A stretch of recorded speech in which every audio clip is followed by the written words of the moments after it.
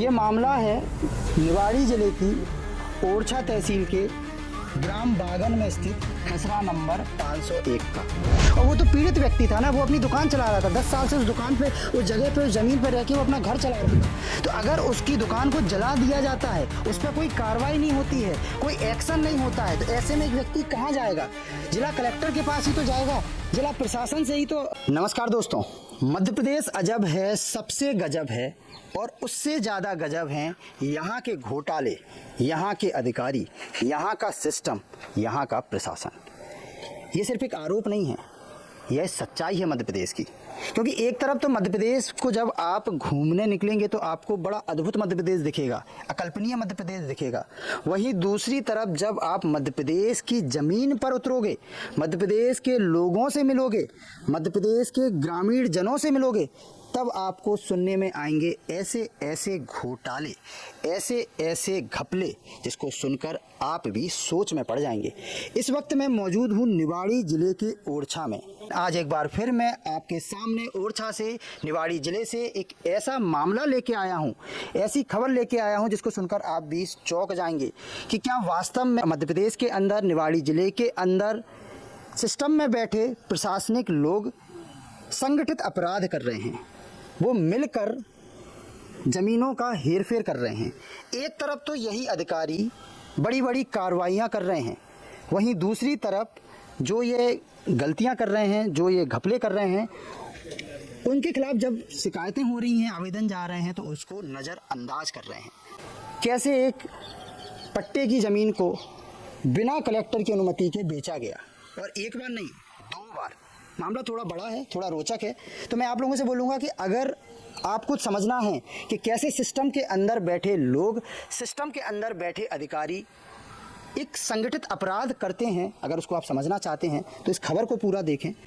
ये मामला है निवाड़ी ज़िले की ओरछा तहसील के ग्राम बागन में स्थित खसरा नंबर 501 का। ये कहानी है राकेश कुशवाहा की, जो ओरछा तहसील के ग्राम लाड़पुरा में रहते हैं। एक गरीब व्यक्ति, एक आम आदमी, जो झोपड़ी के नीचे अपनी छोटी सी दुकान चला के पिछले 10 साल से जीवन यापन कर रहा है। और वो दुकान जिस ज़मीन पर लगा रहा था, वो ज़मीन उसको ऐसा ज्ञात था कि वो सरकारी ज़मीन है, यहाँ वो अपनी दुकान लगा रहा था। 10 साल से दुकान लग रही थी। लेकिन जो मेरे पास अभी कागज़ उपलब्ध है, जिससे मैं आपको देख के बता रहा हूँ कि जुलाई 2025 में उनकी दुकान में आग लगा दी जाती है दिन दहाड़े। तो जब ये दिन दहाड़े उनके दुकान में आग लगती है, उसके बाद क्या मामला होता है, क्या उनको परेशान किया गया, थोड़ा मैं उनसे जानूंगा। फिर इसके पीछे कैसे षड्यंत्र किया गया वो आपको बताऊंगा। जो आपकी दुकान में आग लगी थी, वो क्यों लगाई थी, क्या पूरा मामला था, थोड़ा हमें बताया। पहले तो ये आया मेरे पास और अवैध पैसे चीज़ें मांग रहा था कि मुझे ये दे दो फ्री में, और दमंगी टाइम में आता था पहले, और नहीं दिए तो उसने आग लगा दी। करे मेरी ज़मीन है, तुम मेरी ज़मीन में दुकान कैसे रखी हुई है, इसे हटाओ। फिर मैंने इसके सरकारी में रिपोर्ट भी लिखी, लेकिन मेरी कोई सुनवाई नहीं हुई उसमें। इसके बाद फिर मैंने ऊपर नीचे से ऊपर तक भी गया, लेकिन मेरी कोई सुनवाई नहीं हो रही अभी तक।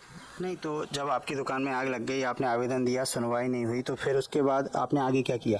फिर मैंने 181 लगा के वो सरकार में वो कॉल किया, तो वो उधर से मुझका जो निवारण हुआ, तो वन विभाग ने बोला ये मेरी ज़मीन है, किसी की नहीं है। तो फिर उससे कुल मिला के फिर वो ज़मीन आपको पता चला 181 से कि सरकारी ज़मीन है, जहाँ आप अपनी दुकान चला रहे हो। हाँ, ये फिर पता पड़ा कि सरकारी है। फिर मुझे वो दुकान वहाँ लगने नहीं दिया, हटा दे रहा था बार बार। बस मैं फिर से दोबारा आग लगा दी मेरी दुकान में।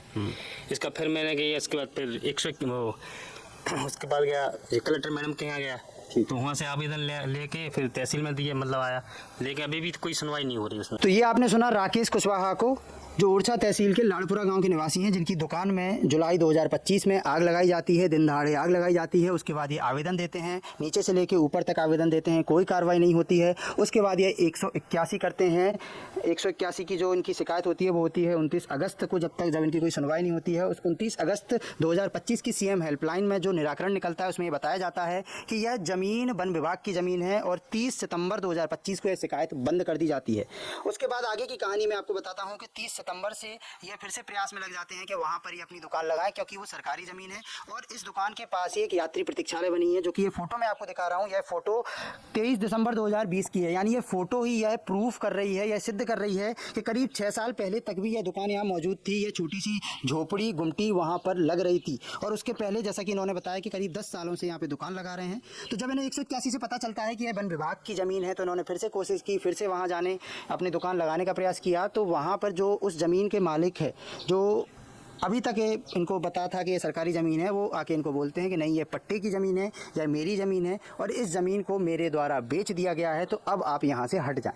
तो ये जब इनको पता चलता है तो ये फिर परेशान हो जाते हैं, इनकी रोजी रोटी पर दिक्कत आती है, इनका जीवन यापन पर दिक्कत आती है। तो ये दर दर जाते हैं, अधिकारियों के पास जाते हैं, अपनी शिकायत देते हैं, और 2 दिसंबर 2025 को निवाड़ी कलेक्टर की जन सुनवाई में जाकर यह एक शिकायती आवेदन देते हैं, जिसमें यह कलेक्टर महोदय को के संज्ञान में लाने का प्रयास करते हैं कि ये जो ओरछा तहसील के बागन में जो 501 नंबर का पट्टा है, इस पट्टे की ज़मीन को बेच दिया गया है।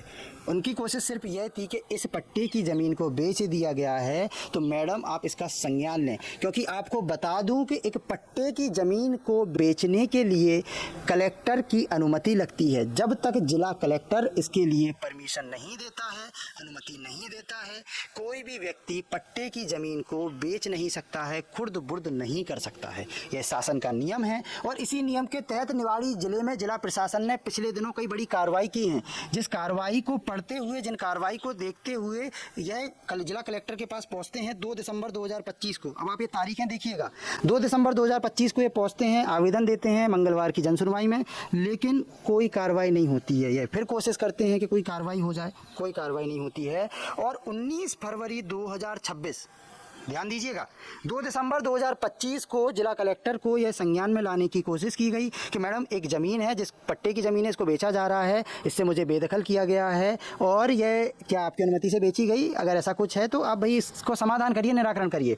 लेकिन समाधान निराकरण तो दूर की बात है, 19 फरवरी 2026 को इसी खसरा नंबर 501 से लगभग 10,000 स्क्वायर फीट, ये दोनों रजिस्ट्री मेरे पास हैं, ये मैं आप लोगों को दिखा रहा हूँ, ये दोनों रजिस्ट्री मेरे हाथ में मौजूद हैं, और लगभग 10,000 स्क्वायर फीट की रजिस्ट्री फिर से होती है।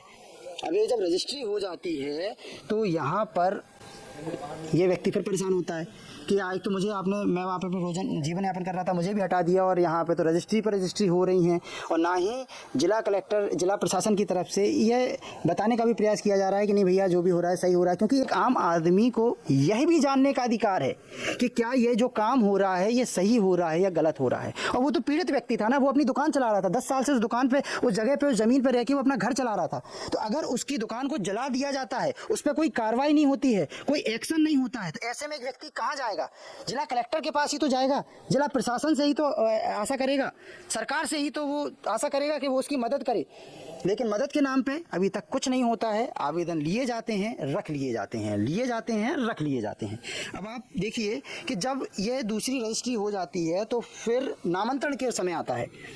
जैसे ही नामांतरण का समय आता है, ये फिर एक शिकायती आवेदन देते हैं, जिसमें ये नामांतरण के लिए आपत्ति लगाते हैं। दोनों नामांतरण के लिए ये आपत्ति लगाते हैं, लेकिन उस पर भी कार्रवाई शून्य। यानी जो सिस्टम में बैठे अधिकारी हैं वो आवेदन लेते तो हैं, लेकिन उस पर कार्रवाई नहीं कर रहे हैं। कार्रवाई नहीं हो रही है, इसका मतलब कहीं ना कहीं सिस्टम में बैठे ये अधिकारी क्या इसमें लिप्त हैं? यह बड़ा सवाल है। क्योंकि अगर आप सही हैं, अगर यह पूरी प्रक्रिया सही है, अगर इस खसरा नंबर 501 जो कि ओरछा तहसील के बागन में है, वो सही तरीके से बेची जा रही है, तो आप इसके लिए इसके जो साक्ष्य हैं, जो फैक्ट हैं, जो तथ्य हैं, जो कलेक्टर की परमिशन है, उसको सामने लाइए। आप जो आवेदन आपके पास शिकायती आ रहे हैं उसका जवाब दीजिए, लेकिन नहीं, शिकायत लेके दबा दी जाती है और सिस्टम में बैठे अधिकारी अपने हिसाब से काम करते हैं। अब आप इसमें बड़ी बात सुनिए, क्या है बड़ी बात? यह है कि इसके बाद यह 17 मार्च 2026 को डाक के द्वारा इसी विषय में, अब आप देखिए, डाक के द्वारा इसी विषय में ऊपर से लेकर नीचे तक के अधिकारियों को, जिम्मेदार अधिकारियों को सूचित करते हैं, जिसमें यह प्रमुख सचिव राजस्व विभाग को पत्र के माध्यम से बताते हैं, आयुक्त महोदय सागर संभाग को सूचित करने का प्रयास करते हैं, मुख्य न्यायाधीश जबलपुर हाईकोर्ट के संज्ञान में लाने का प्रयास करते हैं, और ओरछा तहसीलदार महोदय को भी यह पूरा मामला संज्ञान में लाने का प्रयास होता है। अब आप बताइए, एक व्यक्ति क्या कर सकता है? जो व्यक्ति जुलाई 2025 से पीड़ित है, आज मैं आपके सामने अप्रैल 2026 में खड़ा हूं, यानी करीब पूरा 8 से 9 महीने हो गए हैं। उस व्यक्ति का जीवन यापन नहीं हो रहा है, उसकी दुकान जला दी गई है। वो व्यक्ति कहां जाए, इसकी सुध लेने वाला कोई नहीं है। हम बातें डबल इंजन सरकार की करते हैं, लेकिन क्या यही डबल इंजन सरकार का मॉडल है कि एक छोटे से तबके का व्यक्ति जब इतना परेशान है तो आप सोचिए पूरे प्रदेश में क्या हालत होगी। और जो जिम्मेदार लोग हैं वो शिकायतों पर कार्रवाई नहीं कर रहे हैं, यह सच है। और मैं अपनी इस खबर के माध्यम से निवाड़ी जिला प्रशासन से सिर्फ यही सवाल करना चाहूँगा कि क्या ओरछा तहसील की बागन में जो 501 नंबर खसरा है, क्या यह पट्टे की जमीन को कलेक्टर महोदय की अनुमति से बेचा गया, वो भी 2 बार। पहली रजिस्ट्री होती है 23 जुलाई 2025 को, यह भी मेरे पास है, यह भी इस पूरी मैं आपको दिखाऊंगा। यह रजिस्ट्री में ही आप देख सकते हैं 1 करोड़ रुपए का प्रतिफल है, मतलब एक बड़े अमाउंट की 1 एकड़ जमीन बेची गई है। जो दूसरी रजिस्ट्री होती है वो होती है 19 फरवरी 2026 को, करीब 10,000 स्क्वायर फीट। और जो ये दूसरी रजिस्ट्री है, इसके पीछे भी कई सारी बातें कही जा रही हैं, कई सारे आरोप लगाए जा रहे हैं कि किसी अधिकारी के संरक्षण में उसके किसी चहेते के नाम यह जमीन बेची गई है जो 10,000 स्क्वायर फीट है। अब वो कौन अधिकारी है और उसका कौन चहेता है, इसका पता करना शासन का काम है। शासन और सिस्टम में बैठे उन जिम्मेदार अधिकारियों का काम है। हमारा काम है पीड़ित का, वंचित का, शोषित की आवाज़ उठाना। तो जो मैं ये काम कर रहा हूँ, अब इस पूरे मामले पर क्या बड़ी कार्रवाई होती है हम इसकी प्रतीक्षा करेंगे। और मध्य प्रदेश के मुख्यमंत्री डॉक्टर मोहन यादव जी से भी मैं अपील करना चाहूँगा कि आपके अभ्युदय मध्य प्रदेश की तस्वीर में यह जो खबरें हैं यह कलंक का काम कर रही हैं। तो आप कृपया ऐसे मामलों पर संज्ञान लें और ऐसे दोषियों पर सख्त से सख्त कार्रवाई करने का एक काम करें, जिससे पूरे समाज में, लोगों में एक सही संदेश जाए कि यह सरकार ऐसे किसी भी गलत करने वाले को बख्शेगी नहीं। इस पूरे मामले पर आपकी क्या राय है, हमें कमेंट करके जरूर बताएं। बने रहे हमारे साथ ब्रेकिंग न्यूज़ वाला।